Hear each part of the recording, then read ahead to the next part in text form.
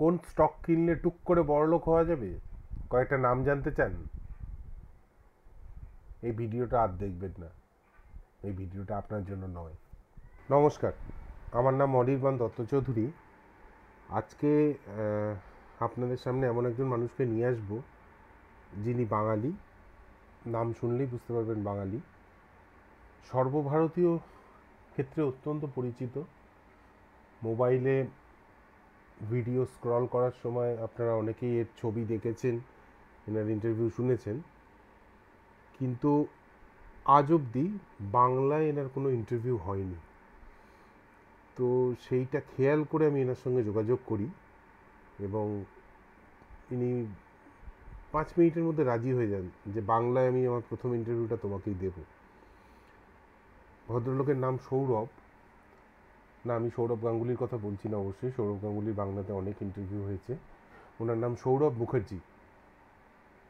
সৌরভ মুখার্জি সম্বন্ধে যারা জানেন তারা জানেন যে উনি ভারতবর্ষের স্টক মার্কেট এবং ফিন্যান্সে একজন বড় নাম।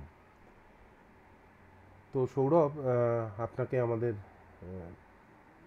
প্রোগ্রামে স্বাগত। আমি শুরুই করব এই বাঙালি অবাঙালি ব্যাপারটা দিয়ে। স্টক মার্কেটে মূলত গুজরাটি এবং মারোয়াড়িদের রমরমা। আপনি বাঙালি হয়ে হঠাৎ ওদিকে ঝাঁপালেন কেন? বাঙালিরা সাধারণত শিক্ষক, গবেষক, ডাক্তার, ইঞ্জিনিয়ার, উকিল, এ ধরনের সেফ, সাউন্ড, প্রতি মাসে মাইনে পাওয়া যাবে এরকম চাকরিতে বিশ্বাসী। এইসব দিকে ঝাঁপালেন তো বটেই, এবং কোনো কোম্পানিতে কাজ করে না করে নিজের কোম্পানি খুলে বসলেন। এটা কেন, একটু যদি আমাদের বলেন। আমার যখন 14 বছর বয়স হয়, মা বাবা আমার বিদেশ চলে যায়, লন্ডন চলে যায়।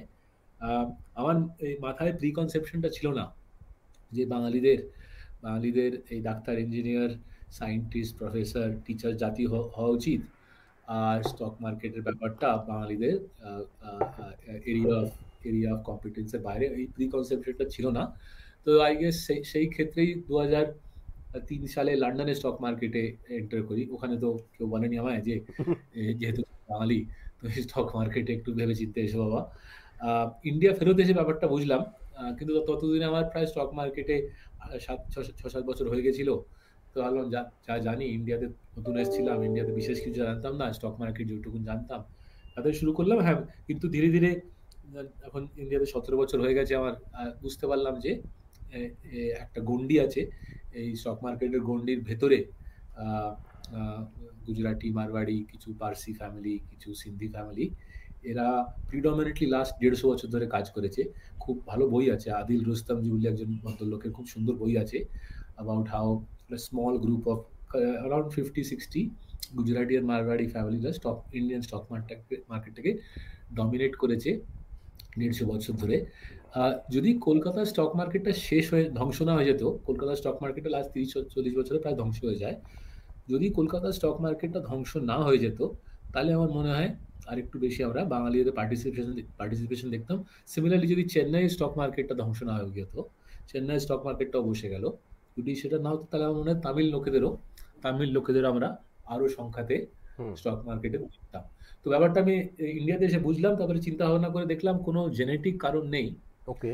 যে যে যে যে আমি স্টক মার্কেটের জন্য unsuitable. Hmm hmm. Just a bunch of cultural factors, and primarily যে বারিং বম্বে দেশের বাকি স্টক মার্কেটগুলো সব বসে গেল লাস্ট 30-40 বছরে, which meant that এখানকার যারা বম্বের যারা হত্যাকর্তারা, যে কমিউনিটিগুলো বম্বেকে ডমিনেট করে, তারা আজকে স্টক মার্কেটটাকে ডমিনেট করে বসলো।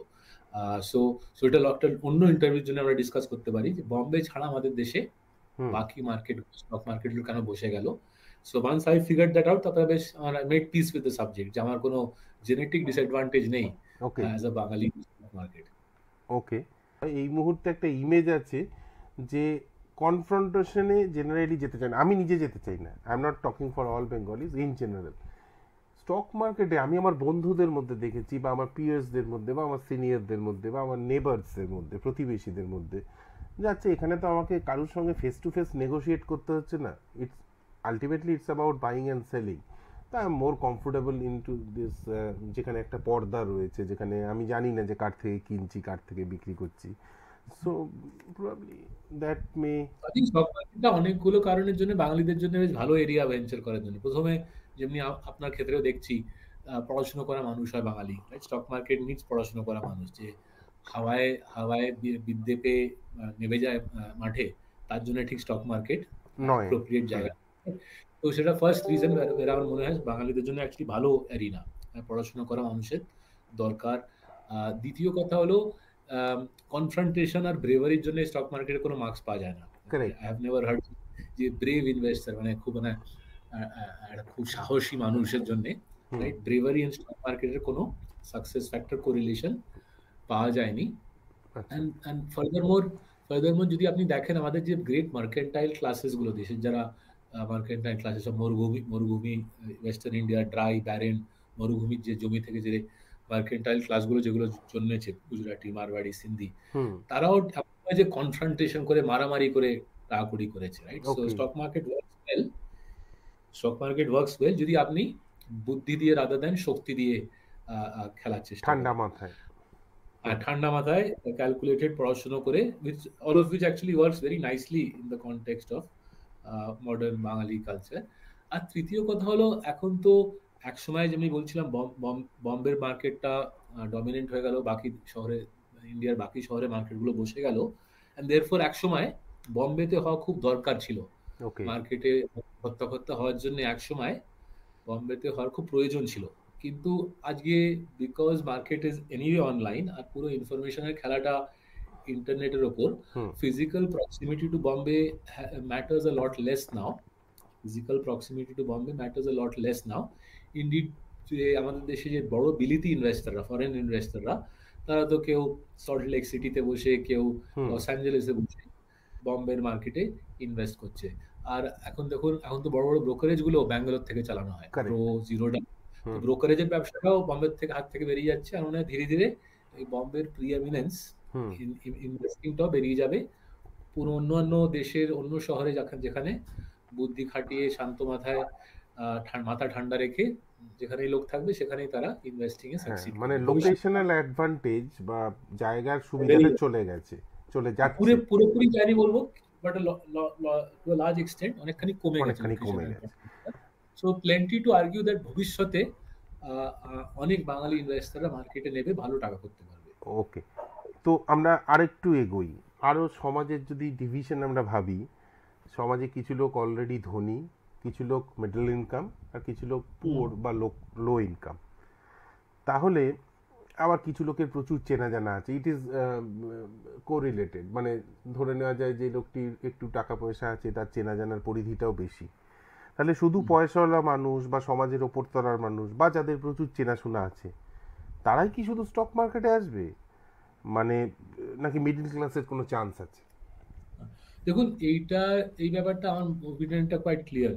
স্টক মার্কেট ফেভার্স দোজ যারা নলেজেবল, যারা জানে পৃথিবীতে কি হচ্ছে, দেশে কি হচ্ছে, বুদ্ধি খাটায়। Stock market clearly favours those, right? নাও হতে পারে কি ওই লোকেদের সংখ্যা, এমন লোকেদের সংখ্যা স্টক মার্কেটের ক্ষেত্রে যারা চিন্তা ভাবনা করে মার্কেটের সম্বন্ধে জেনে, পৃথিবীর সম্বন্ধে জেনে, হতে পারে যে আজকে এমন লোকেদের সংখ্যা বম্বের এলিটে বেশি, কারণ কি বম্বের এলিট আর স্টক মার্কেটটা খুব পুরনো একটা সম্পর্ক। কিন্তু ভবিষ্যতে এমনি লোক কোয়েম্বাটুরেও হবে, দুর্গাপুরেও হবে, দার্জিলিংয়েও হবে, দিল্লিতেও হবে, right? Because knowledge has now been democratized, right? যে ভবিষ্যতের যে upper class, middle class, lower ক্লাসটা will be based on knowledge, curiosity, knowledge and বিদ্যে বুদ্ধি। Will not be based on আমার বাবার কত ব্যাংকের টাকা ছিল, কি আমার 14 পুরুষের কত জমিদারি ছিল, আর আমার কতখানি টাকা কড়ি ব্যাংকে আজকে রাখি, রাইট? ওয়েলথ আজকের ডেটে বম্বের এলিটের ক্লিয়ারলি বম্বের এলিট মার্কেটে dominant because of historical factors. তাহলে আমরা যদি ক্রিকেটের অ্যানালজিটা নিই, ক্রিকেটে যেটা আগে ছিল, if you are not born in Bombay, if you are not born in Kolkata, তাহলে আপনার চান্স কম। এখন আমাদের লেডিজ ওয়ার্ল্ড কাপ উইনিং টিমে দেখুন, কি আমাদের মেন্স টি20 টিমে দেখুন, বম্বে ব্যাঙ্গালোরে কিছু প্লেয়ার আছে, বাট এমন নয় যে dominance. In fact ladies world cup টিমে তো বারিং জেমাইমা রড্রিক্স মনেও পড়ছে না যে বম্বে, কলকাতা, দিল্লির বা ব্যাঙ্গালোরে বিশেষ কোনো participation, and that is the way the stock market will also evolve, right?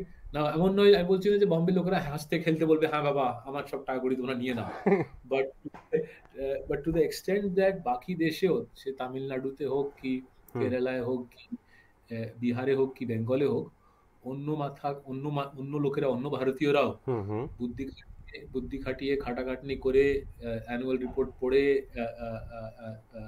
টেকনোলজির ইউজ করে হুম টাকা করতে চায়, এই অ্যাডভান্টেজটা ধীরে ধীরে কমবে, ডেমোক্রেটাইজেশন অফ ওয়েলথটা হবে, অ্যান্ড স্টক মার্কেট আমাদের দেশে একটা বড় মিডিয়াম হবে ডেমোক্রেটাইজেশন অফ ওয়েলথ। আমেরিকারও বাই দ্য ওয়ে সেম হয়েছিল। আমেরিকার শুরুর দিকে নিউ ইয়র্কের লোকেরাই ডমিনেন্ট ছিল, একটু আর টাইম ধীরে ধীরে, লাইনটা শুরুর দিকে বলতে। হ্যাঁ ধীরে, তো আমেরিকাতে স্টক মার্কেট শুরু হয় মনে হয় 18th সেঞ্চুরির শেষের দিকে, রাইট? 1777-এ হুম ওরা ইন্ডিপেন্ডেন্স পায়। সো 18th সেঞ্চুরির শেষের দিকে ওদের স্টক মার্কেট শুরু হয়ে যায়। Hmm and it was towards the beginning of the 20th century যে পুরো স্টক মার্কেটের ব্যবসাটা ছড়িয়ে যায়, চারিদিকে ব্রোকার তৈরি হয়ে যায়। লস অ্যাঞ্জেলেসে ক্যাপিটাল ফার্ম শুরু হয় 1920 সালে। ওয়ারেন বাফেট সাহেব সেকেন্ড ওয়ার্ল্ড ওয়ারের পরে ইনভেস্টিং শুরু করেন।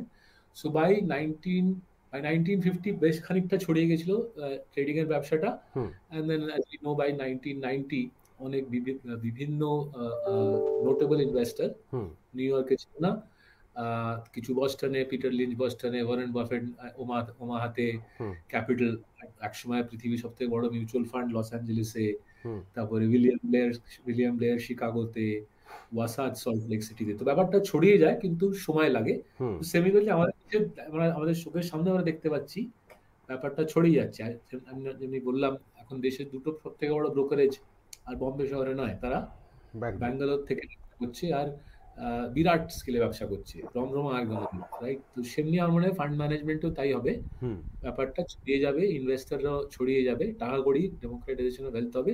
দেয়ারফর যারা শুনছে তাদের আমি বলবো এটা ভেবে বেঁচে থাকবেন না যে আমার কত টাকা, আমি আপার ক্লাস কি middle class, but clearly focus on wealth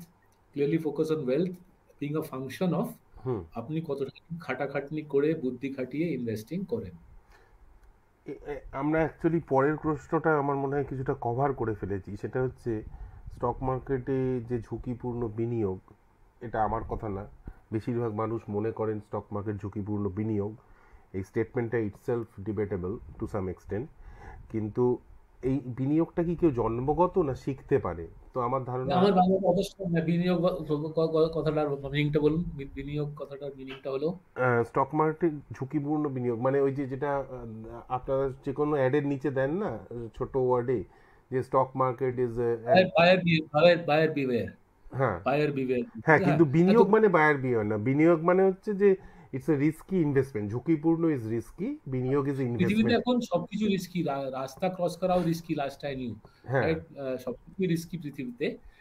কিন্তু যেমনি রাস্তা ক্রস করার ক্ষেত্রে আমরা জানি, যদি হুম মাথা ঠান্ডা রেখে এদিক দাদিক বাদিক ডাদিক দেখে আমরা রাস্তা ক্রস করি, হুম মোটামুটি ব্যাপারটা হয়ে যায়। হুম তো সিমিলারলি উইথ ইনভেস্টিং, মাথা ঠান্ডা করে সামলে পেশেন্টলি যদি ইনভেস্টিং করি, মোটামুটি ব্যাপারটা হয়ে যায়। প্রতিবার হয় না, কিন্তু over the course of say 20-30 year investing career যারা দেখছে, আপনারা যদি ঠান্ডা মাথায় ইনভেস্টিং করেন, আইডিয়ালি মিউচুয়াল ফান্ড নিন, যদি মিউচুয়াল ফান্ড না নিতে চান স্টকও কিনতে পারেন, কিন্তু ব্যাপারটা ভেবে চিন্তে করতে হবে। এমন নয় যে একটা টিপ পেলাম সোশ্যাল মিডিয়াতে কি টিভিতে দেখলাম কি হুম খবরের কাগজে পড়লাম, আমি ঝাঁপিয়ে পড়লাম, সেমনি করলে তাহলে হ্যাঁ ইউ মাইট অ্যাজ ওয়েল জানলাটা খুলে কিছু নিজের টাকা করি জানলা থেকে ভাসিয়ে দিন। That's as good as taking টিপসে বিশ্বাস নেই আমার, কিন্তু বুদ্ধি খাটিয়ে আমাদের দেশের মার্কেটে ইনভেস্ট করলে, মিউচুয়াল ফান্ড কিনুন কি স্টক কিনুন, আমাদের দেশের সেট আপটা মোটামুটি ভদ্রস্থ, আপনার টাকা কড়ি করার চান্সটা ভালো। তাহলে ওই রাস্তা পেরোনোর মতো। আচ্ছা, একটা কথা জিজ্ঞেস করা হয়নি, সরি, ইন্টারভিউর মাঝে জিজ্ঞেস করছি, আমি আপনাকে সৌরভ বলবো না মিস্টার গাঙ্গুলি, মানে মিস্টার মুখার্জি বলবো নাকি সৌরভ দা বলবো? অফকোর্স সৌরভ ইজ না, why would you call me Sourav da? I think you might be younger, but Sourav বলুন। Okay, fantastic, thank you. তো তাহলে আমরা যেটা জানতে পারলাম সেটা হচ্ছে রাস্তা পার হওয়াটা যেমন কেউ জন্ম থেকে শেখে না, শিখতে হয় আগে যারা পেরিয়েছে তাদেরকে দেখে, এবং তার সঙ্গে রাস্তা পার হওয়ার সঙ্গে যেমন আমার ব্যাংকে কত টাকা আছে তার কোনো সম্পর্ক নেই, এটাও সেরকম একটা ব্যাপার যেটা শিখতে হয়। তাহলে এই এই লাইনে যদি আর একটু এগোই, যে কোনো মানি ম্যানেজমেন্ট কোম্পানি, মানে ধরুন সেটা মিউচুয়াল ফান্ড হতে পারে, পিএমএস হতে পারে, বা এখন আরও অন্যান্য এসআইএফ ইত্যাদি এসছে, বা আইএফ হতে পারে, আমার বন্ধুরাও অনেকে আছে। তো তাদের দেখি আমি একটা সার্টেন কিছু ডিগ্রি আছে, মানে আমি আমি এরকম দেখিনি যে কোনো ডাক্তার মানি ম্যানেজমেন্ট কোম্পানির প্যানেলে রয়েছেন। তো জেনারেলি এমবিএ, ফিনান্স, ইকোনমিক্স এই সমস্ত ব্যাকগ্রাউন্ড থেকে আসেন। তো সেটা কি প্রয়োজন, মানে কতটা প্রয়োজন, কতটা প্রয়োজন কথাটা আমি একটু এমফ্যাসিস করছি, কতটাতে, কারণ কিছু কিছু প্রফেশনে করা যায় না। যেমন ধরুন ডাক্তারি, আজকে আপনি যতই বায়োলজির বই পড়ুন, it's illegal two cut open somebody's chest এবং সেখানে আপনি একটা অপারেশন করে দিলেন, এটা সম্ভব না। মানে সম্ভব না মানে বেআইনি। কিন্তু আজকে তো কেউ একটা অ্যাকাউন্ট খুলে, মানে ডিম্যাট অ্যাকাউন্ট খুলে নিজের টাকা ইনভেস্ট করতেই পারে, which is very much legal. নিজের এই অনির্বাণ, এই প্রশ্নটা দুটো ডাইমেনশন আছে। হ্যাঁ। প্রথমে, লোকেরা যদি নিজের জন্য টাকা ইনভেস্ট করছে, আপনি নিজের, hmm you are a self trained investor for your নিজের টাকা, হুম রাইট? ওখানে অবভিয়াসলি কোনো কোনো এমবিএ, ইকোনমিক্স, ফাইন্যান্স কোনো প্রয়োজন নেই, রাইট? হুম ইনফ্যাক্ট পৃথিবীর অনেক বিখ্যাত ইনভেস্টরদের কোনো ফাইন্যান্সে কি ইকোনমিক্সে কোনো ট্রেনিং নেই। যেমনি হুম চার্লি মাঙ্গার কখনো ইকোনমিক্স কি ফাইন্যান্সের ট্রেনিং উনি নেননি, উনি ল পড়েছিলেন, হুম রাইট? অবভিয়াসলি মাথায় অসাধারণ অসাধারণ বুদ্ধি। হুম ওই জন্য লোকটা, আমার মনে হয় যদি আর্কিটেকচারও করতো কি হুম হতো, সবকিছুই করে ফেলতে পারতো, অসাধারণ বুদ্ধি। ওই জন্য ট্রেনিংটা ইরেলেভেন্ট হয়ে যায়। আর সিমিলারলি আরেকটা ক্ষেত্রে এই ফাইন্যান্স আর ইকোনমিক্স এর ট্রেনিং ইরেলেভেন্ট। এখন ইনভেস্টিং ইনক্রিজিংলি কোয়ান্টিটেটিভ, রাইট? তো যারা বড় স্কেলে ইনভেস্ট করে, যিনি জিম সাইমন্স বলে একজন ভদ্রলোক, মারা হুম গেছেন, ম্যাথমেটিশিয়ান, লাস্ট মারা ইয়ার আমার মনে গেছেন? হয় মারা গেছেন। ওহো।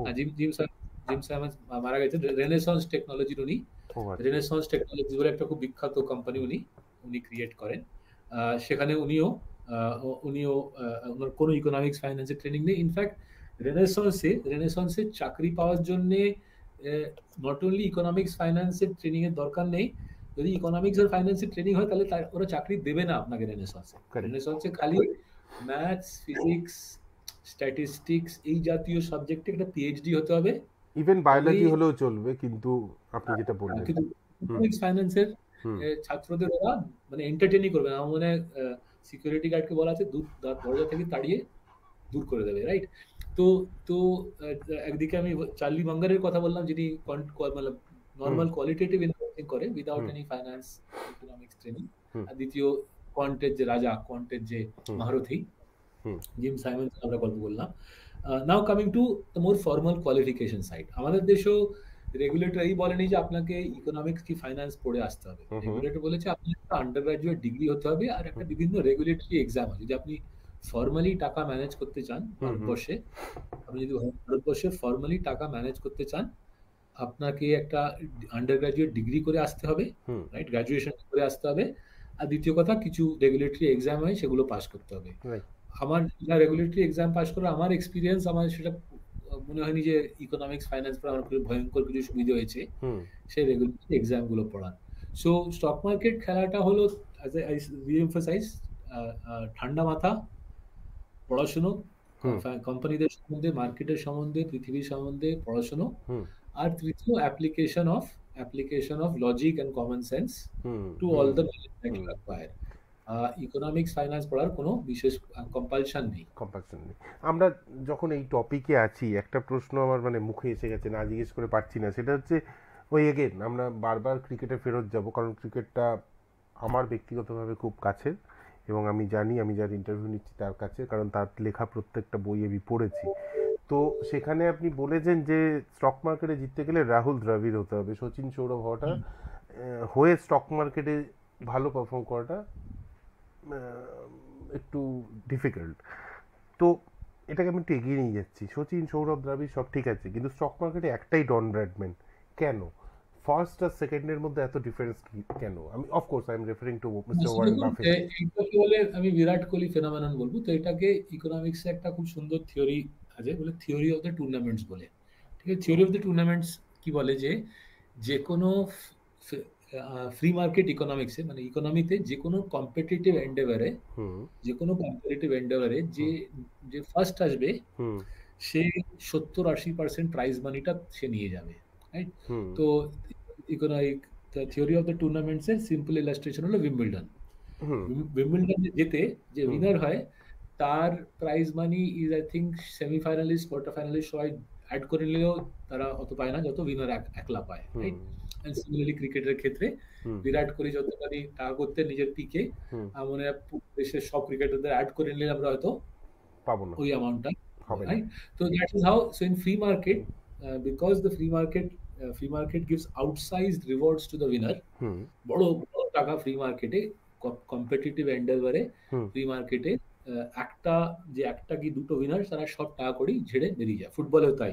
আচ্ছা গ্লোবাল ফুটবলে আমরা দেখি মেসি আর রোনাল্ডো এই রোনাল্ডো পুরো ব্যাপারটা পুরো ফুটবলের টাকাটা ওরাই উঠিয়ে নিয়ে বেরিয়ে যায়। হুম At the peak certainly was the case. Similarly golf, right? আপনার ফিফরোদের পিছনে আমরা ক্যাসিয়াস মার্সেলাস ক্লের বই দেখতে পাচ্ছি, মোহাম্মদ আলীর বই দেখতে পাচ্ছি। তো ক্যাসিয়াস মার্সেলাস ক্লে, মোহাম্মদ আলীর ক্যারিয়ারের পিকে সেই ব্যাপারটাই ছিল। বক্সিং এ উনি আর ধরুন একসময় জো ফ্রেজিয়ার, পুরো হ্যাঁ বক্সিং এর টাকাটা ওরাই হুম করতো, রাইট? তো সেম ইন দ্য স্টক মার্কেটে যেমন জিম সিমন্স যেমনি টাকা করেছে, হুম কোয়ান্টে হয়তো আজকাল Jim Simons obviously he was in his peak 10-15 years ago, যখন হুম জিম সিমন্স নিজের পিকে রেনেসাঁস যে স্কেলে টাকা করতো আমার মনে হয় পৃথিবীতে কোনো অন্য কোম্পানি টাকা করতো না। Similarly over the course of his now what 70-year career, hmm Warren যত টাকা করেছে হয়তো আরো অন্য ইনভেস্টমেন্টে একজন দুজনই করে থাকতে পারে। হুম তো এটা হলো nature of the game, right? Okay open মার্কেটে, ফ্রি মার্কেটে কম্পিটিটিভ এন্ডেভার, অনেক লোকে ক্রিকেট খেলছে, অনেক লোকে ফুটবল খেলছে, অনেক লোকে ইনভেস্টিং করছে, একজন দুজন সুপারস্টারই সারা পুরো প্রাইসটা ঝেড়ে বেরিয়ে যায়। সেটা আন্ডারস্টুড। আরেকটু প্রশ্নটা আরেকটু ডিপে যাব 1-2 মিনিট। সেটা হচ্ছে যে একটা পেপার আছে, পেপারটা আমি পরে আপনার সঙ্গে শেয়ার করব, কিন্তু পেপারের যেটা কি বলে সামারি বা মেন বিষয় সেটা ছিল 4টে গেম ওরা দেখেছিল, যে ক্রিকেট, ফুটবল, আমার মনে হয় জাম্পিং, ইভেন বাস্কেটবল। তো criteria was the difference of performance between the first guy and the second guy. হ্যাঁ, তো সেইখানে ব্র্যাডম্যান ইভেন বেট, মানে বাস্কেটবলে আপনি যার কথা বলবেন, মানে দ্য পয়েন্ট ইজ, আমি যেটা জুম করার চেষ্টা করছি, যে ধরুন 1930 সাল বা তার আগে, আমরা এক্ষুনি কথা বললাম 1870-80 সাল থেকে শুরু হয়েছে গোটা ব্যাপারটা, এবং আজকে 2025, তো মোটামুটি 150 বছর হয়ে গেছে। তো 150 বছরের মধ্যে হ্যাঁ একটা লোক প্রায় 100 বছর বেঁচেছে, তার মধ্যে of course that is one of his advantage, যে 100 বছর বাঁচাটা। ইনফ্যাক্ট মানে ওয়ারেন বাফে এটা বলেছিলেন যে now that I am the richest person, I want to B the oldest person of the country. তো এটাকে যদি সরিয়ে রাখা হয়, গত 20-30-40 বছরে আর কেউ এলো না কেন? মানে এই জিম সিমন্সের কথা বললেন, হি ওয়াজ অনেক এসছে, বাফেট জাতীয় অন্য অনেক ইনভেস্টর এসছে, হুম তারা বাফেটের ফরম্যাটে কাজ করেনি। মানে হুম বাফেটের ফরম্যাট মানে বার্কশায়ার হ্যাথওয়ে, বাদে আমরা বার্কশায়ার হ্যাথওয়ে শেয়ার হোল্ডার, ওই ডিসক্লেমারটা আমরা দিয়ে দিই। আচ্ছা বাট অনেক অন্য ইনভেস্টররা এসছে, যেহেতু ওরা পাবলিক আইতে নয়, হুম বার্কশায়ার হ্যাথওয়ের মতো পাবলিক লিস্টেড কোম্পানি তারা চালাচ্ছে না, হুম তাই জন্য আমরা ওদের খবর পাই না, আচ্ছা রাইট? অ্যান্ড রাইট, যদি আমরা জিম সিমন্সের কম্পাউন্ডিং ট্র্যাক রেকর্ড দেখি, হুম উনি ডিফারেন্ট লেভেলে প্রায় বাফেটের হ্যাঁ, কম্পারিজনে। এবং এটা অন রেকর্ড বাফে স্বীকারও করেছেন। But then again, that's because উনি জিম সিমন্স লেভারেজ ইউজ করেছেন, হুম whereas ওয়ারেন বাফেট লেভারেজের ইউজ ইউজটা করেন। অতখানি করেনি। হুম And therefore আমি বলছি, যেমনি ফুটবলে মেসি আর রোনাল্ডো আছে, হুম সেমনি ইনভেস্টিং এ বাফেটের কম্পারিজনে আরো অন্য বিরাট ইনভেস্টর আছে। মানে আপনি বলছেন যে এবং ফার্স্ট আর সেকেন্ডের গ্যাপটা যতটা গ্লিয়ারিংলি দেখা যাচ্ছে ততটা গ্লিয়ারিং নয়। হুম আর একটা খুব সুন্দর বই আছে এই যে ব্যাপারটা যদি আপনারা বুঝতে চান, যারা শুনছে, হুম there's a book called The Incredible Shrinking Alpha by হুম ভদ্রলোক, তার নাম ল্যারি সোয়েড্রো। হুম ল্যারি সোয়েড্রো খুব সুন্দর বই লিখেছেন, ইনক্রেডিবল শ্রিঙ্কিং আলফা, বুঝিয়ে যে ব্যাপারটা হুম কেন কম্পিটিশনটা আরো বেড়ে যাচ্ছে, হুম ক্রমশ বেড়ে যাচ্ছে, and কেন বাফেটের কেসেও লাস্ট 20 বছরে ওনার আর অন্যদের মধ্যে গ্যাপটা কেন কমে গেছে না, যেমনি করে বুঝিয়েছেন ল্যারি সোয়েড্রো হুম এই বইটাতে, ইনক্রেডিবল শ্রিঙ্কিং আলফায়। It's not a commentary on Buffett যে গ্যাপটা কমে যাচ্ছে, hmm it's a commentary on how easily now information is available okay in Delhi, Darjeeling, Coimbatore, Chennai, rather than just being available in Bombay, hmm right? ক্রমশ যত ব্যাপারটা democratise হয়ে যাচ্ছে, আরো প্লেয়ার মাঠে নামছে, কম্পিটিশন আর বাড়ছে। যত কম্পিটিশন বাড়ছে। আমরা সারা পৃথিবী, আমেরিকা টাচ করেছি, এখানে থাকতে থাকতে এই প্রশ্নটায় ঢুকে যাই, সেটা হচ্ছে ইনফ্যাক্ট দুটো প্রশ্ন একসাথে করছি। ভারতবর্ষে ইনভেস্টমেন্ট কি আমেরিকা ইউরোপের ইনভেস্টমেন্টের থেকে আলাদা? ভারতবর্ষে কি আলাদা কোনো ফ্লেভার আছে? আর রিলেটেড কোশ্চেন হচ্ছে, আপনার নিজের বইতে আমি দেখেছি, পড়েছি যে আপনার নিজের টাকা পয়সা, আমি আপনার বলতে মার্সেলাসের কথা বলছি না, ব্যক্তিগতভাবে আপনার কথা বলছি, বা মার্সেলাসকেও ধরতে পারেন, যে কিছুটা দেশে এবং কিছুটা বিদেশে ইনভেস্টেড, এটা আপনি বিভিন্ন ইন্টারভিউতেও বলেছেন, বইয়েও লেখা আছে। তো এগেন, ভারতবর্ষে ইনভেস্টমেন্ট কি ইউরোপ আমেরিকার থেকে আলাদা? আর যদি আলাদা না হয় বা হয়ও, তাহলে ভারতীয় মার্কেট কি যথেষ্ট নয়? বিদেশে টাকা রাখা দরকার কেন? Let's take it one by one.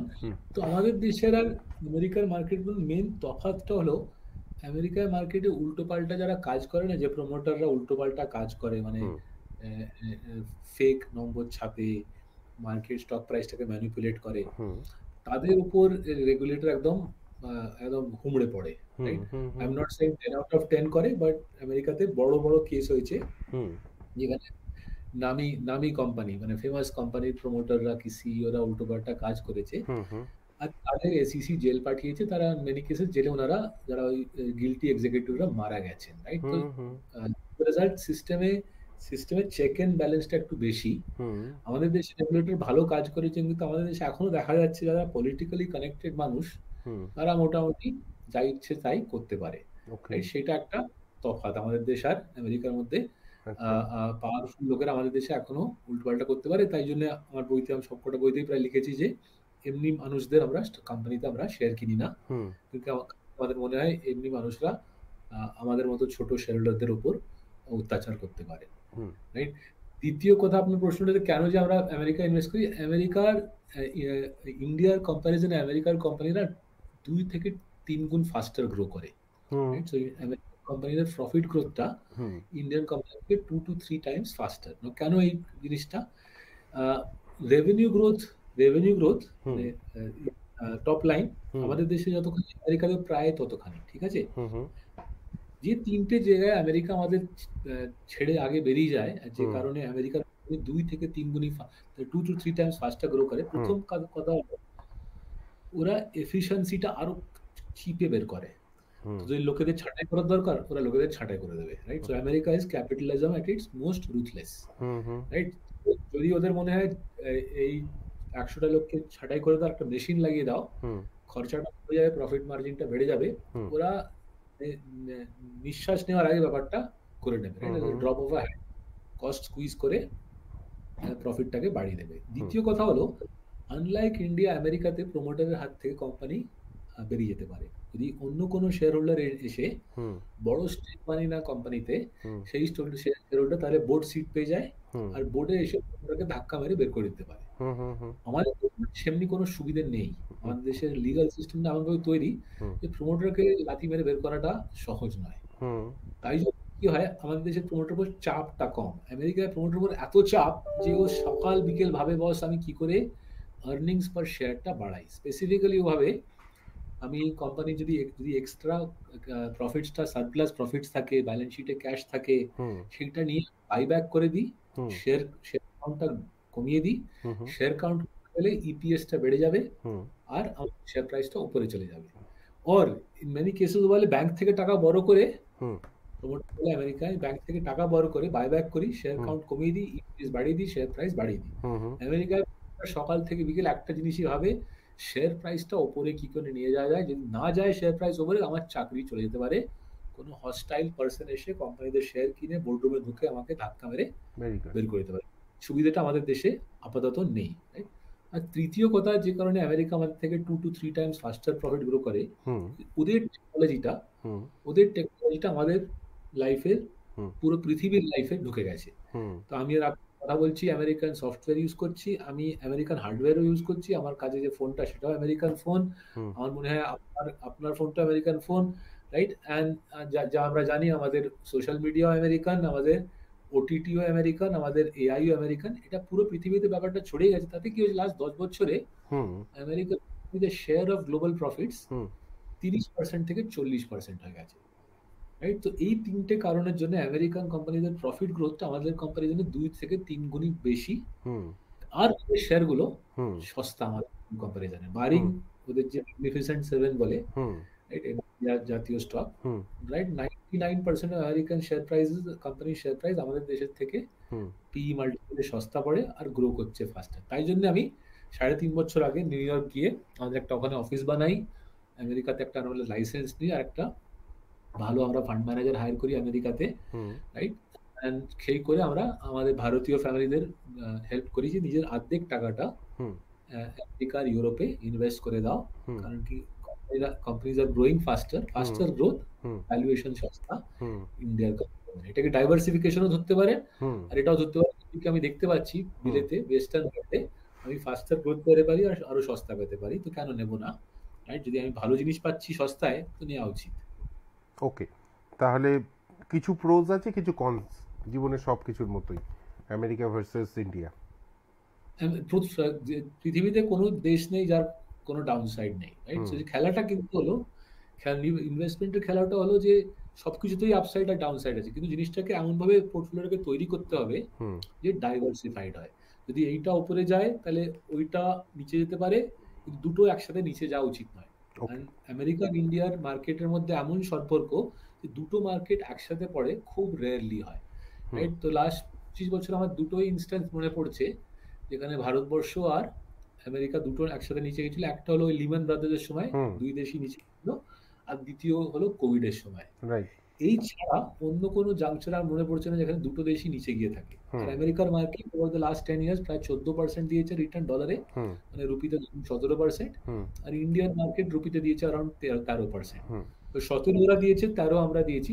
ভবিষ্যতে হয়তো আমরা 13-14, ভবিষ্যতে হয়তো আমরা 13-14 দেবো, ওরা 10 দেবে, হুম এমনি হতে পারে। হুম কিন্তু ডাইভার্সিফিকেশনটা খুব পাওয়ারফুল। ওরা আর আমরা আলাদা আলাদা ধরনের মার্কেট, কোরিলেশনটা দুটো খুব কম, সুতরাং। তো ক্রিকেটে যদি আমরা অ্যানালজি নিই, টিমে এমন প্লেয়ার আছে, কিছু প্লেয়ার অ্যাগ্রেসিভ খেলবে, কিছু ডিফেন্সিভ খেলবে, হুম হুম কিছু প্লেয়ার সিমিং উইকেটে ভালো খেলবে, হুম কিছু বাউন্সিং ট্র্যাকে ভালো খেলবে, কিছু হুম স্পিনিং উইকেটে ভালো খেলবে। রাইট। যদি সবকটা প্লেয়ারই ফ্ল্যাট ট্র্যাকে ছক্কা চৌকা মারে হুম তাহলে কাজ নেই, কারণ যখনই আমরা ইংল্যান্ডে পৌঁছবো সিমিং ট্র্যাকে 55 অল আউট হয়ে যাবো, রাইট? কারেক্ট। একসময় ইন্ডিয়া তাই হতো, হ্যাঁ। রাইট?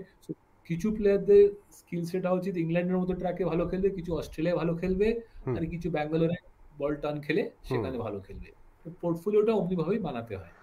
Very interesting. তো ক্রিকেট পার্লেন্সে, মানে ক্রিকেটের ভাষায় যদি আমরা কথা বলি, তাহলে দাঁড়াচ্ছে যে প্রতিটি ইনভেস্টর আসলে একটা selector, he is building a team, right?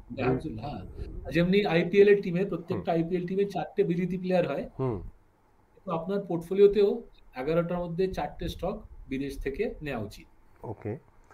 তাহলে এই যে সাধারণ মানুষ যারা প্রথম স্টক মার্কেটে আসছে, সাধারণ মানুষ হ্যাঁ, বলতে আমি কিন্তু তার পড়াশোনা, তার জন্মগত টাকা পয়সা এইসব না, সাধারণ মানে সে আগে স্টক মার্কেট সম্বন্ধে পড়াশোনা করেনি, জানতো না, পেপারে পড়েছে, আপনার ইন্টারভিউ শুনেছে, কিছু বই পড়েছে, তাহলে সে হঠাৎ করে একটা সিলেক্টর হয়ে গেল, তাকে এখন কিছু হুম। সিলেক্ট করতে হবে, এবং সেই সিলেকশন করতে গিয়ে সে কিছু ভুল করছে। তো কি কি ভুল সবচেয়ে বেশি করে বলে আপনি মনে করেন? তো প্রথম আমার সাজেশন হবে যে যে এই সাধারণ মানুষটা প্রথমেই সিলেক্টর হওয়া একটু ডেঞ্জারাস ব্যাপার, হুম রাইট? তো কিছুদিন ইন্ডিয়ার ম্যাচ দেখুক আর মিউচুয়াল ফান্ডে ইনভেস্ট করুন। হুম মিউচুয়াল ফান্ড ইজি কেনা, আমেরিকার মিউচুয়াল ফান্ডও ইজি কেনা হয়ে গেছে এখন। হুম এখন তো ইটিএফ পাওয়া যায়, আমেরিকার ইটিএফ কিনতে পারে, ইন্ডিয়ার মিউচুয়াল ফান্ড কিনতে পারে, ইটিএফ কিনতে পারে, হুম রাইট? তো এগুলো খুব সহজ হয়ে গেছে হুম কেনা, হুম সস্তা, কনভিনিয়েন্ট, হুম আর it is like watching cricket on TV. Hmm it is like watching cricket on TV. Hmm কিছু বছর অন্যদের অন্য সিলেক্টরদের কাজটা ওয়াচ করা যাক, তারপরে নিজে সিলেকশন ছোট মোটো স্কেলে শুরু করা যেতে পারে, রাইট? নাও অনির্বাণ, আপনার প্রশ্নটা হলো যে প্রথমে যখন মানুষ চেষ্টা করে স্টক কেনার কি কি ভুল ভুল করে? করে, right? হ্যাঁ। তো আমাদের দেশে সব থেকে কমন ভুল দেখেছি, লোকেরা প্রথমেই লাফিয়ে পড়ে হুম স্মল ক্যাপ কিনবো। একটা স্মল ক্যাপ কেনার একটা বিরাট কৌতূহল থাকে। আমি আমার আত্মীয় স্বজন মধ্যে দেখেছি স্মল ক্যাপ কিনে তারপরে হুম ওরা আমাকে জিজ্ঞেস করবে ওরা ঠিক কিনেছে কিনা। তো তো আমি বলবো, দেখো, স্মল ক্যাপটা প্রথমে কেনা নিজের জিনিস নয়। সো সো স্টার্ট উইথ, যদি নিজে আপনি সিলেক্ট করতে চান stock, start with large well known companies with hmm long histories, hmm right? এক্সাইটমেন্টটা কম হবে, কিন্তু আপনার জন্য ইনভেস্টমেন্টে যদি যখন নামছেন খেলায়, হুম এটা বেটার ওয়ে টু ইনভেস্ট হবে। Large well known companies with solid track record, আমার হুম বিভিন্ন বইতে এমনি অনেক কোম্পানির আমি এক্সাম্পল দিয়েছি। রাইট। দ্বিতীয় কথা হলো, দ্বিতীয় মিস্টেকটা হয় ওরা লোকেরা যখন শুরু করে ইনভেস্টিং ফ্রিকুয়েন্টলি কেনা বেচা করে, হুম। বিক্রি করে, কেনে বিক্রি করে, এক্সাইটমেন্টে কেনে, ডিসঅ্যাপয়েন্টমেন্টে বিক্রি করে দেয়। কারেক্ট। ব্যাপারটা খুবই ইমোশনাল হয়ে যায়। যেমনি আমি যে ইউজিং আ ক্রিকেট অ্যানালজি, যেমনি আমাদের সিলেক্টররা বলে, "না, না, এবার বিরাট কোহলি ঠিক খেলছে না। ওকে আমরা এই ফরম্যাট থেকে ড্রপ করে দিই, ওই ফরম্যাটে খেলাই।" হ্যাঁ। কিছুটা অমনি ইমোশনে লোকেরা ইনভেস্ট করে। Hmm. That is never a good idea. তো যখন আপনি শুরু করছেন, হুম। কিছু ভালো স্টক কিনুন, ওয়েল হুম। নোন স্টক কিনুন, আর ২-৩ বছর বসে থাকুন। Let it run. At least ৩ বছর চালাতে দিন, সবগুলোকে চলতে দিন বিফোর ইউ চার্ন। কারণ কি, চার্ন করলে আপনার বিশেষ কিছু সুবিধা হবে না।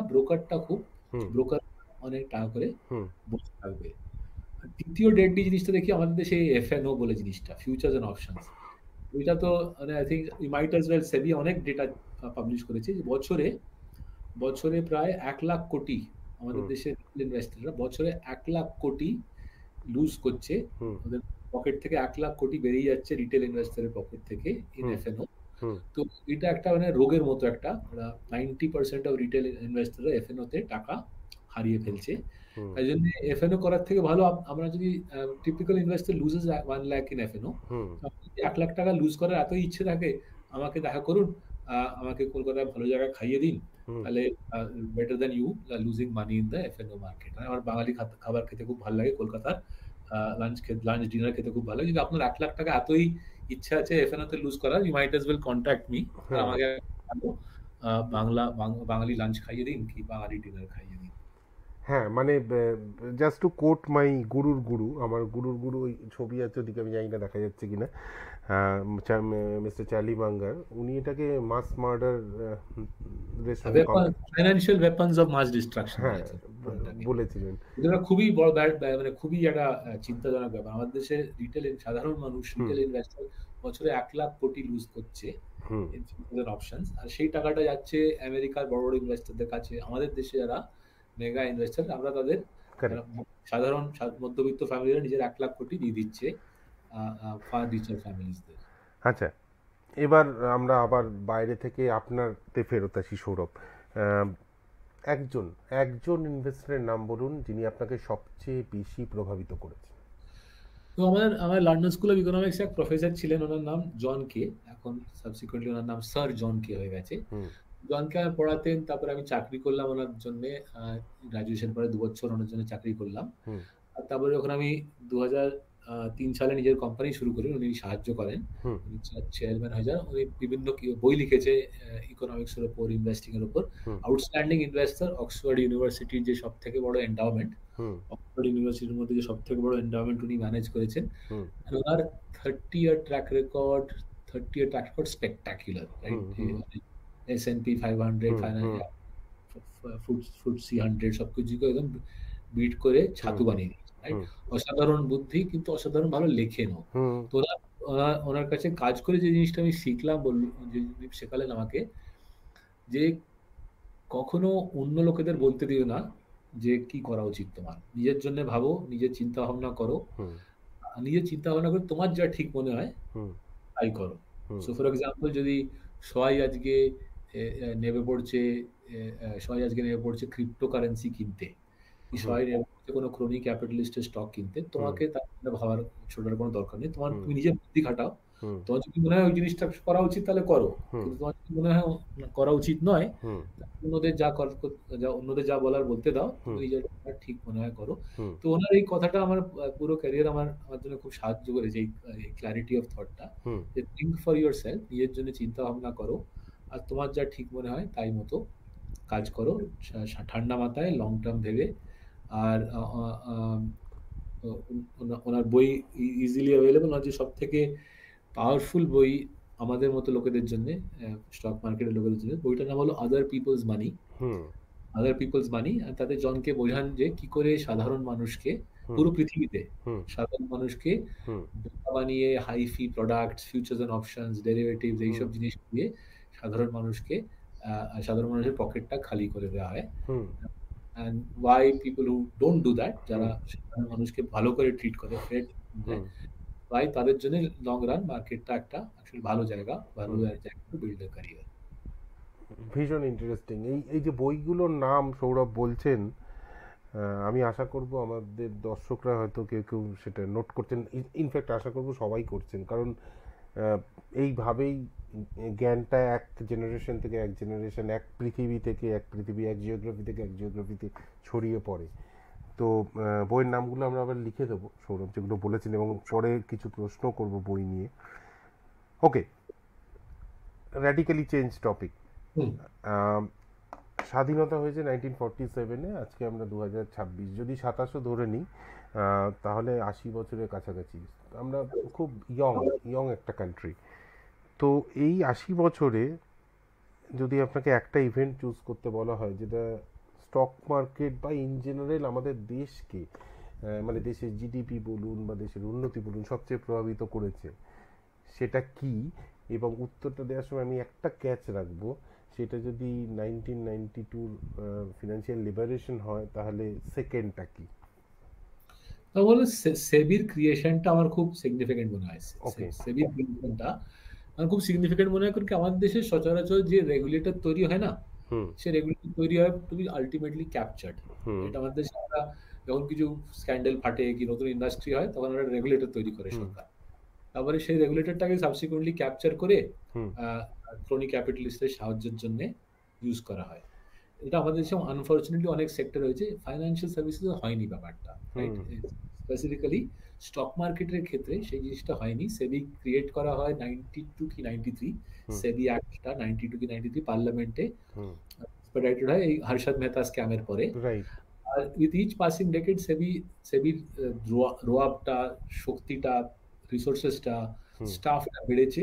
হুম আর সেবির ability to control the market, hmm সেবির ability to regulate the market, I am sorry, hmm সেবি's ability to regulate the market improve হয়েছে decade upon decade, right? Hmm and and আজকে যে সাধারণ মানুষের সাধারণ ভারতীয়র জন্য যে মিউচুয়াল ফান্ড একটা ভদ্রস্থ রিটার্ন দেয়, হুম মার্কেট ইনভেস্টিং একটা সেন্সিবল জিনিস, হুম right? অনেকখানি ক্রেডিট হুম সেবিকে দেওয়া উচিত, বাট সেবিকে ক্রিয়েট করার জন্য আমাদের যে দিল্লিতে নেতারা বসে তাদের ক্রেডিট দেওয়া উচিত, because to create a regulator, hmm ধরুন আজকে তো এখনো ইন্ডিয়ার তো মোটামুটি একটা $2,500 জিডিপি, হুম মানে $500 পার ক্যাপিটা ইনকাম, সরি। হুম 1993 তে যখন এইসব ব্যাপারটা তৈরি হয়, হুম তখন তো ইন্ডিয়ার হয়তো hardly $200-300 hmm per capita income. Incredibly গরিব দেশ তখন। হুম In an incredibly গরিব দেশ, to create a financial regulator with teeth, hmm তাকে পাওয়ার দেওয়া, তাকে শক্তি দেওয়া, তাকে রিসোর্সেস দেওয়া, একটা বিগ ডিল আমার মনে হয়। হুম আমাদের স্টক মার্কেটের history, hmm actually the 100 years till the creation of সেবি হুম কিছু হয়নি। হুম 1890 to 1990 কিছু ব্যাপারটা হয়নি, হুম মার্কেটটা বিশেষ আগে যায়নি, right? And then comes SEBI, and তারপরে খেলাটা রিয়েলি শুরু হয়। তাহলে আমি যদি আপনাকে ঠিক বুঝে থাকি, আজকে ইন্ডিয়ার nominal GDP, I am not too wrong, 3.924 trillion hmm. USD. তো এই এই যে জায়গাটা আমরা পৌঁছেছি, এই মুহূর্তে বিশ্বের তৃতীয় ইকোনমি আমরা। তো এইটার পিছনে সেবির একটা বড় ভূমিকা ইকোনমিক ডেভেলপমেন্টে অনেকগুলো ড্রাইভার আছে। হুম মার্কেটের ডেভেলপমেন্টে আই থিঙ্ক সেবির খুব বড় রোল। মার্কেটের আচ্ছা। ডেভেলপমেন্টে সেবির খুব বড় রোল। হুম যেমনি ক্রিকেট আর বিসিসিআই জিনিসটা একসাথেই আমরা ভাবি। কারেক্ট। মার্কেট আর সেবি জিনিসটা আমার মনে হয় অতই ইম্পর্টেন্ট ভাবা। আচ্ছা, আর তাহলে এগেন ক্রিকেট পার্লান্স, ইন্ডিয়া যে আজকে বিশ্ব শাসন করছে ক্রিকেটে, তাতে হ্যাঁ, বিসিসিআই যতটা ভূমিকা, আপনি সেবিকেও হ্যাঁ, সেবি সেই হাত। মার্কেটের ক্ষেত্রে আমার মনে হয় সেবির ভূমিকাটা ততই ইম্পর্টেন্ট। হুম আজকের থেকেও ইভেন মোর স্পেকটাকুলার 90s এর সময়, হুম যখন দেশটা গরিব, হুম স্টক মার্কেটের বিশেষ জ্ঞান বুদ্ধি নেই লোকেদের, হুম তখন অমনি একটা রেগুলেটর ক্রিয়েট করা আমার মনে হয় রিমার্কেবল জিনিস। একজন ইনভেস্টরের মেন এম কি হওয়া উচিত সৌরভ? নিফটিকে বিট করা?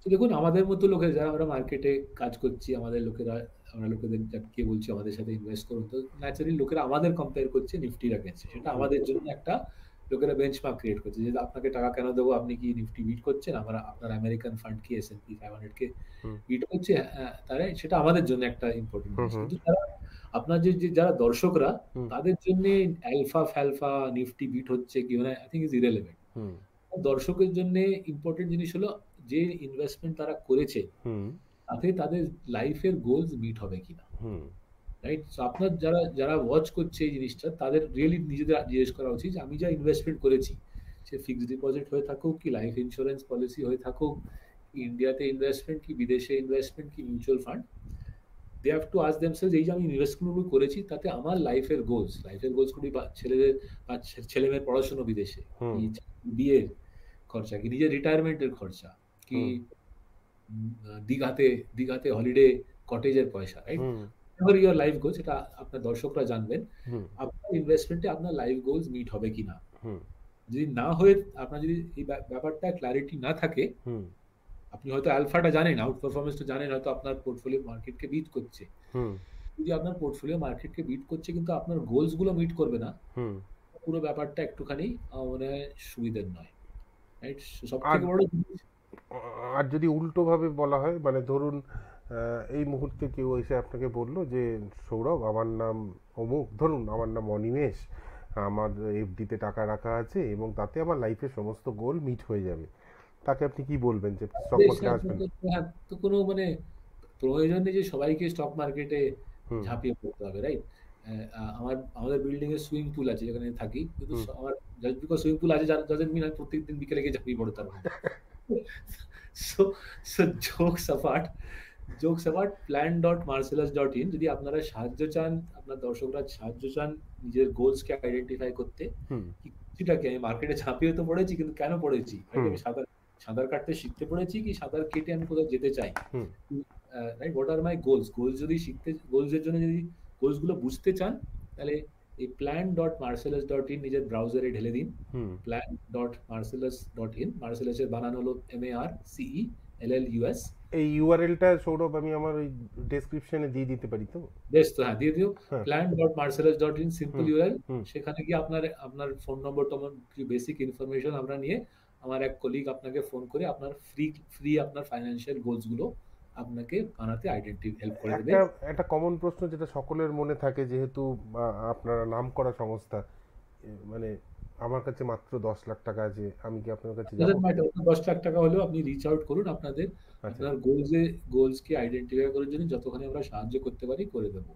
আচ্ছা, আপনারা কিন্তু শুনলেন, এই বাংলা ভাষায় প্রথম সৌরভ বললেন, এটা সৌরভও কনফার্ম করেছেন, plans.marcellus.in ইউআরএল। plan.marcellus.in, আপনারা চলে আসুন সেখানে, হুম আপনার বেসিক ইনফরমেশনটা ঢেলে দিন, আমার টিম থেকে কেউ কন্ট্যাক্ট করে আপনাদের সাহায্য করবে হুম ফাইন্যান্সিয়াল গোলস গুলো আইডেন্টিফাই করতে। আমরা অনেকটা সময় দিলেন সৌরভ, শেষের দিকে এসছি। আহ, তিনটে বইয়ের নাম, মানে এখানে আমার প্রচুর বই আছে, আপনি আজকে দুটো বইয়ের নাম বললেন, তার মধ্যে তিনটে বইয়ের নাম বলেছেন, তার মধ্যে একটা বা দুটো আমার পড়া, আর একটা কিনতে হবে, এর কোনো শেষ নেই। কিন্তু আপনাকে যদি বলা হয় যে আপনি এত না, তিনটে বই বাছুন, যে তিনটে বই আপনাকে সবচেয়ে বেশি এফেক্ট করেছে। সে আমাকে এফেক্ট করে না, করা বইগুলো তো কিছু বই আমি বলেছি, কিন্তু হ্যাঁ, আমি তিনটে বই যদি বলার চেষ্টা করি যেটা আপনার দর্শকের জন্য সুবিধা হবে প্লিজ ইউজ প্লিজ। করে। হ্যাঁ। আমি without sounding arrogant, I hmm think coffee can investing যে বইটা লিখেছিলাম আমি হুম 2017 সালে, হুম হুম 2018 সালে, হুম হুম কফি কফি ক্যান ইনভেস্টিং বইটা, এটা পড়ে আমার মনে হয় জেনুইনলি লোকেদের সুবিধে হতে পারে, হুম রাইট? আনফরচুনেটলি বাংলায় বইটা নেই, আপাতত হিন্দি, মারাঠি, গুজরাটি আর ইংরেজিতে বইটা আছে। হুম তো কফি ক্যান ইনভেস্টিং ইজিলি আপনারা পেয়ে যাবেন অ্যামাজনে, হুম ওটা পড়ুন, আমার মনে হয় সুবিধা হবে। দ্বিতীয় একটা বই আছে লেটস টক ইনভেস্টিং, মনিকা হেলান বলে একটা খুব বিখ্যাত ফাইন্যান্স জার্নালিস্ট, মনিকা হেলানের খুব ভালো একটা বই আছে অ্যাবাউট হাউ টু ইনভেস্ট।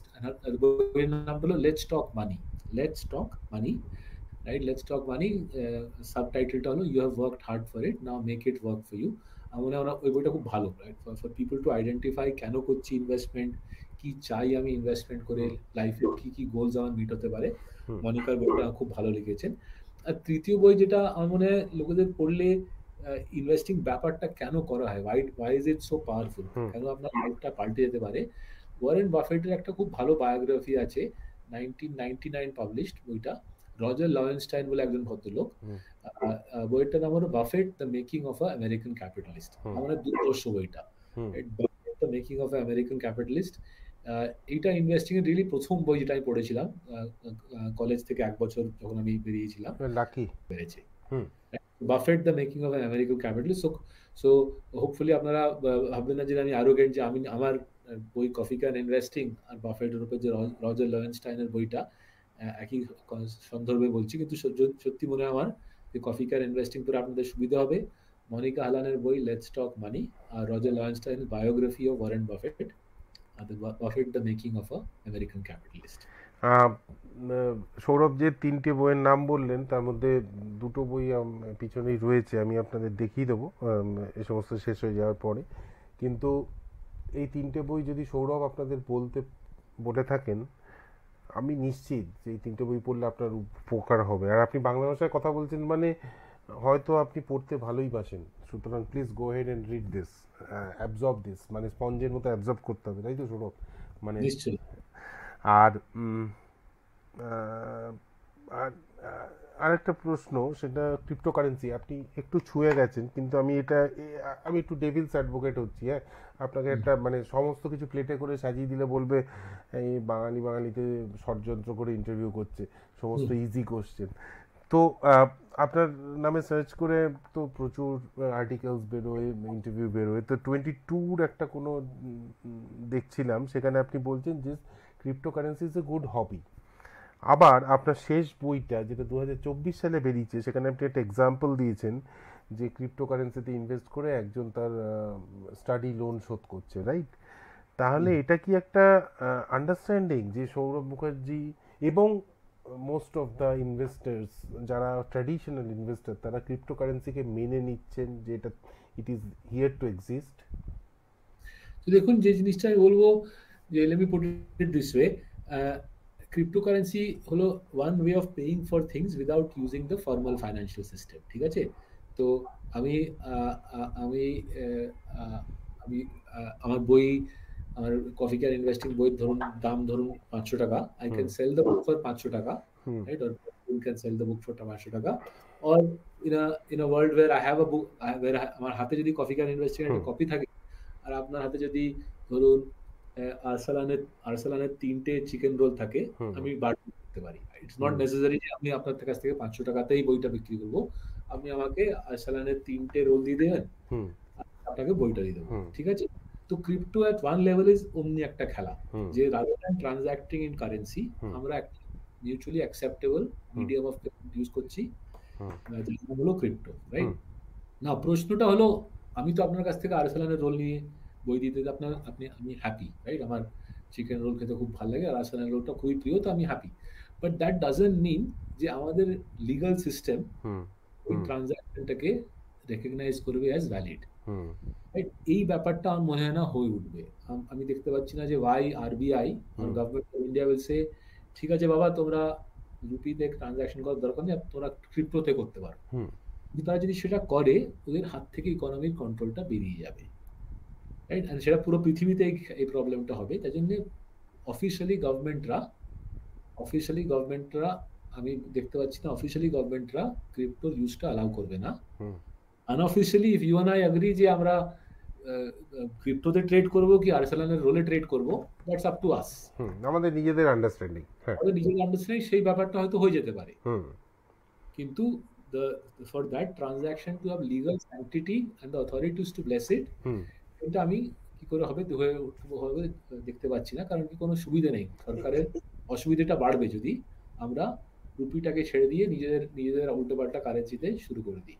এটা থেকে আমার দুটো প্রশ্ন, মানে জাস্ট একটা হচ্ছে, একটা প্রশ্ন নয়, একটা কমেন্ট। মানে জীবনে কিছু কিছু ক্ষেত্রে কারেন্সিতে এক্সচেঞ্জ না করে ওই নন কারেন্সি আর্সেনালের রোডই হোক বা ক্রিপ্টোতে এক্সচেঞ্জ হলে সুবিধা, সেটা কোন কোন ক্ষেত্রে সেটা হয়তো আমরা এখানে আলোচনা করব না, যারা বুদ্ধিমান দর্শক তারা বুঝে যাবেন। আর দ্বিতীয়টা হচ্ছে ওই যেটা আপনি বললেন যে আরবিআই, তো আজকে যদি আমি আমেরিকান হতাম আমি ক্রিপ্টোকারেন্সি দিয়ে একটা টেসলা কিনতে পারতাম। আজকে আমি আমেরিকান, সো আপনি আজকেও আমেরিকাকে কিনতে পারেন, but I am not so sure আমাদের দেশের মতো একটা রেগুলেটর সেই জিনিসটাকে আপনাকে ব্লেস করবে, এনকারেজ করবে, লিগালি স্যাংটিফাই করবে।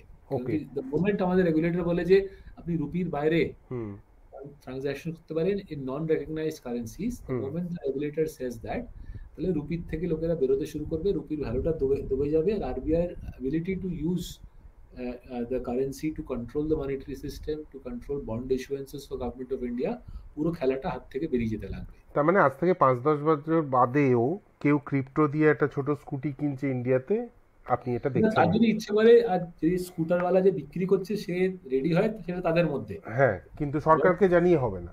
হ্যাঁ, don't expect the authorities to say হ্যাঁ বাবা তুমি করো এটা, this is perfectly fine, hmm. Enforceable in the court of law. Okay. So আরেকটা প্রশ্ন এই দেশ দেশ নিয়েই। এই দুদিন আগে বিজনেস স্ট্যান্ডার্ডে আমার ধারণা অন্য পেপারেও বেরিয়েছে, যেখানে আমাদের দেশের একজন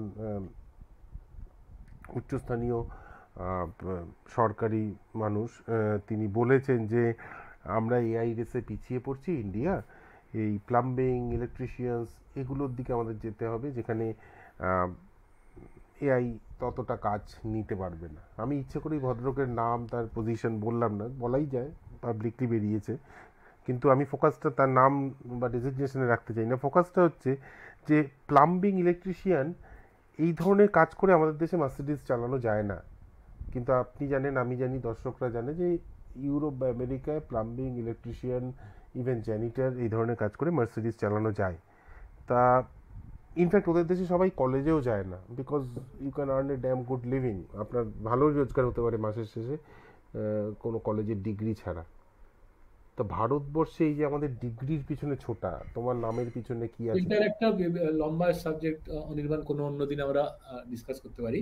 আমাদের দেশে মিডল ক্লাসের এই চাকরি বাকরির যে খেলাটা না, হ্যাঁ। পড়াশোনা করে চাকরি করে সেই খেলাটা শেষ হয়ে গেছে। ওকে। রাইট? পড়াশোনা করে নম্বর পাবো, লক্ষ্মী ছেলে লক্ষ্মী মেয়ে হয়ে আমরা হুম হুম। টপ করবো, সেই টপ করবো, তারপরে একটা প্রেস্টিজিয়াস ইনস্টিটিউটে যাবো, তারপরে চাকরি হবো, সেই খেলাটা গেম ওভার। ওকে।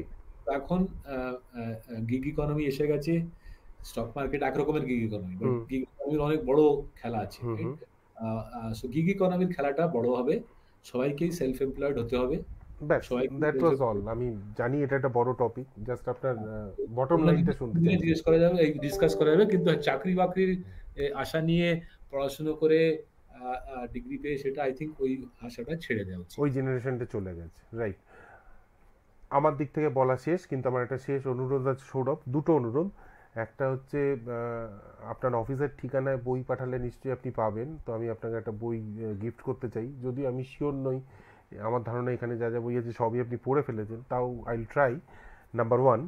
আর নাম্বার টু হচ্ছে মার্সেলাস ইনভেস্টমেন্টের ব্যাপারে আপনি যদি 2-3 মিনিটে একটা সামারি করতে চান, স্পেশালি কারা যাবে, কেন যাবে, the deck is all yours, আপনি যদি বলতে। আই থিঙ্ক দেখুন, মার্সেলাস ইনভেস্টমেন্টের সম্বন্ধে আজকের প্রবলি সামারিটা ঠিক ফেভার হবে না, যখন আমরা মিউচুয়াল ফান্ড লাইসেন্স নিয়ে আসবো তখন আচ্ছা। তখন আপনাদের ভিউয়ারদের জন্য বলবো কি করার চেষ্টা করছি। ততদিন যেমনি আমি বললাম ডিউরিং দ্য সেশন, plan.marcellus.in এ যদি কেউ এসে নিজের কন্ট্যাক্ট দিয়ে দেয়, তাহলে আমরা তাদের সাহায্য করার চেষ্টা করব, তাদের ফাইন্যান্সিয়াল প্ল্যানিং এর, তাদের গোল আইডেন্টিফিকেশন আমরা সাহায্য করব। আর যদি তারপরে কেউ বলে যে হ্যাঁ আমি আরো ব্যাপারটাকে আগে নিয়ে যেতে চাই, আমরা চেষ্টা করবো তার ইনভেস্টমেন্ট গুলোকে গুছিয়ে অ্যারেঞ্জ করে দিয়ে তাকে গোল বেসড ইনভেস্টিং এ আমরা চেষ্টা করবো, but for that later activity সেখানে আমরা তার জন্য ফিজ নেই। আচ্ছা। আর বাকি যা ব্যাপারটা যা আমরা করার চেষ্টা করছি মিউচুয়াল ফান্ডে, সেটা আমি ভবিষ্যতে আরেকবার যখন মিউচুয়াল ফান্ডটা লঞ্চ হবে তখন বলবো। অনেক ধন্যবাদ। মিউচুয়াল ফান্ডে মার্সেলাস চেষ্টা করছে বা আসছে, এইটা কিন্তু আমি কোনো পেপার বা নিউজে। খবরের কাগজে এসেছে, আমরা আচ্ছা। সেবি আমাদের ইন প্রিন্সিপাল লাইসেন্স দিয়েছে, সেটা খবরের কাগজে এসেছে। আচ্ছা। বাকি ব্যাপারটা এখনো still to be done. Very good. মানে এইটা দেখুন, আমি আপনার এত অ্যাভিড ফলোয়ার হওয়া সত্ত্বেও জানতাম না, so congratulations for getting the licence and এখনো পাইনি, আমরা এখনো লাইসেন্স পাইনি, এখনো কাজ বাকি আছে, তাই জন্য আশা করি আপনারা পেয়ে যাবেন, এবং আশা করি আপনারা আরো আরো বিভিন্ন ধরনের প্রোডাক্ট নিয়ে আপনাদের কাস্টমারের সামনে আসতে পারবেন। চেষ্টা থাকবে। Thank you Anirban, thank you for thank you your so time, much. Thank you. By.